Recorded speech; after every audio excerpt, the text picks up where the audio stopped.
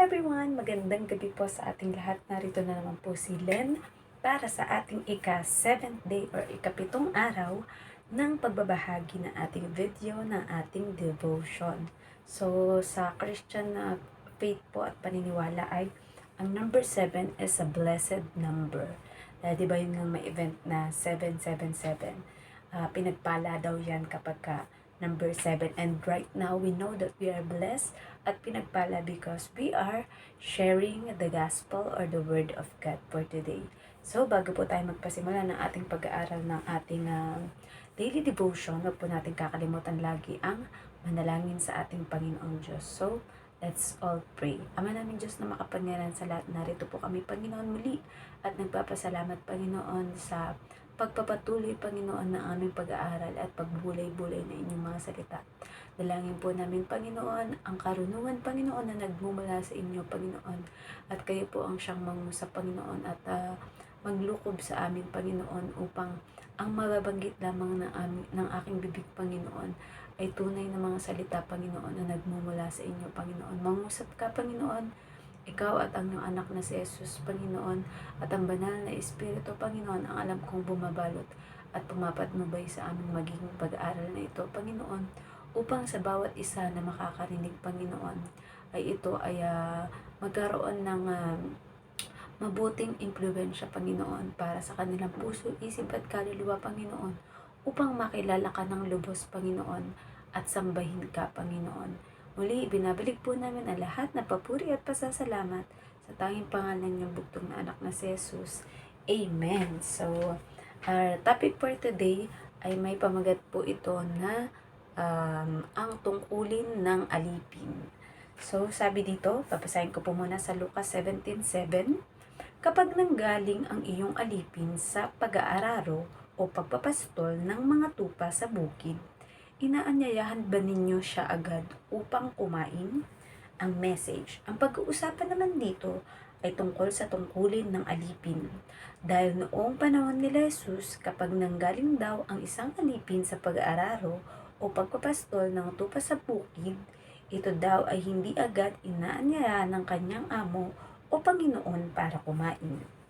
Application, kung sa panahon natin ito pag-uusapan ngayon, nakaka-relate ako dito dahil isa rin ako sa mga OFW at mga kapwa natin OFW na kahit nangangamuhan.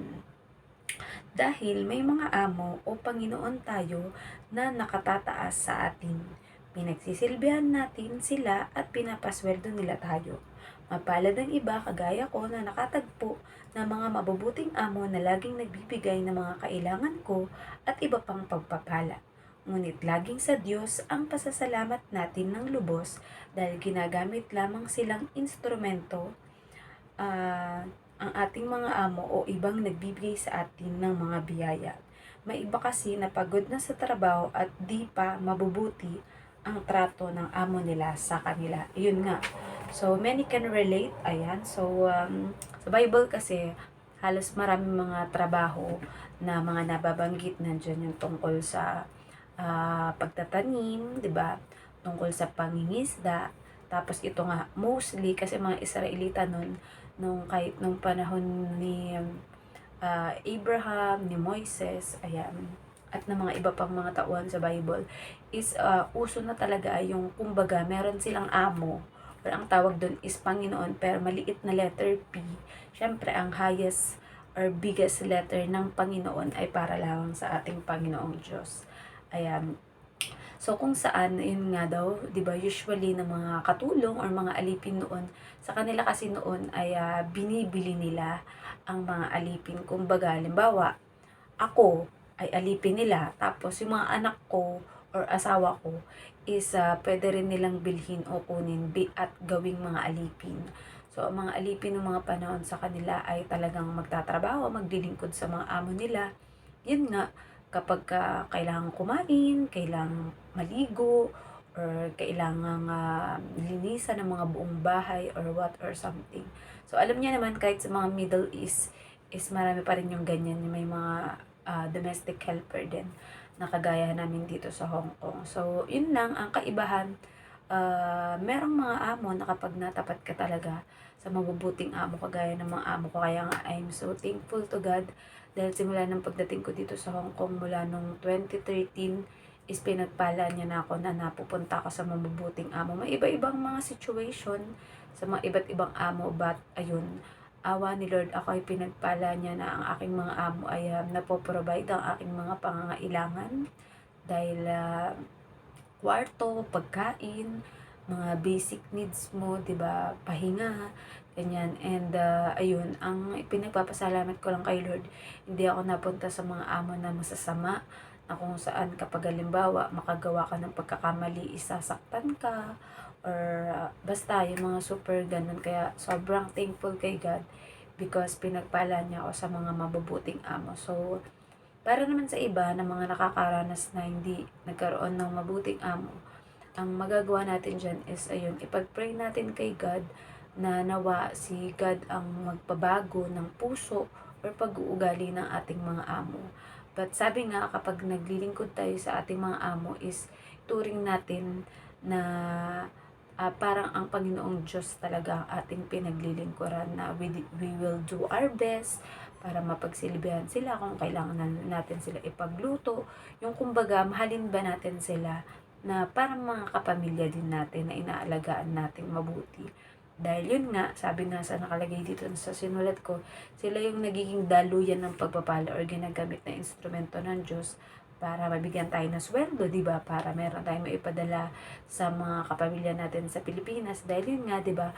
Kaya sinasabi na kaya tayo napupunta dito sa abroad is para maghanap buhay. Pero yun nga, nahanap ba natin ang buhay dito? But syempre, yun lang, ang kagandahan lang kung kahit halimbawa, kagaya natin ng OFW, kahit nagtatrabaho tayo dito sa ibang bansa, kung merong paraan para una makapakinig ka ng salita ng Diyos, makapagbasa ng Bible or makapunta sa mga simbahan at mga pagsimba is take that time and opportunity. Wag mo yung sasayangin kasi kumbaga is yun yung moment mo para magkaroon ka ng mas malalim na relasyon kay God and pagkakilala. Yun. Tapos i-meditate mo yung mga word of God and isabuhay mo siya.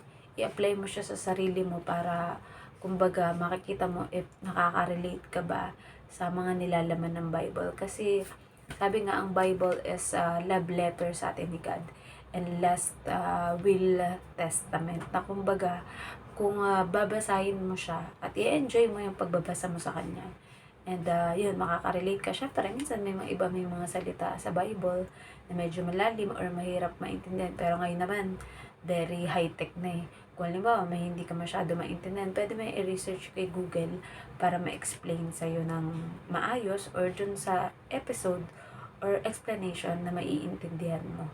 Ayan, so basta always ask guidance from God and wisdom para mas maintindihan mo kung ano yung pinag-aaralan mo or binubulay-bulay. Kung talagang mas may tanong ka talaga is pwede kang magtanong sa mga pastor, sa mga nagdi-discipleship or mga nagtuturo about Bible para mas may maging pagkaunawa ka. And ngayon naman, may mga preaching na nga na available on Facebook and YouTube na kung saan ay pipiliin mo lang kung sino yung preacher na talagang mag-guide sa iyo para mas mapalalim ang pagkaunawa mo tungkol sa salita ng Diyos, kay God, kay Jesus at sa banal na Espiritu. So, yan po muna ang ating topic for today at bukas po ulit.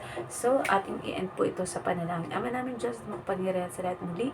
Narito po kami at nagpapasalamat, Panginoon, na kami ay gawin ninyo bilang inyong instrumento, Panginoon, upang magpahayag ng inyong mga salita, Panginoon. At sabi nga namin, hindi namin ikakahiya, Panginoon, ang inyong salita sapagkat ito ay nagbibigay ng buhay, Panginoon, kaliwanagan sa aming isip, Panginoon, upang mapunta kami sa tamang daan ng pagkakilala at pagmamahal sa inyo.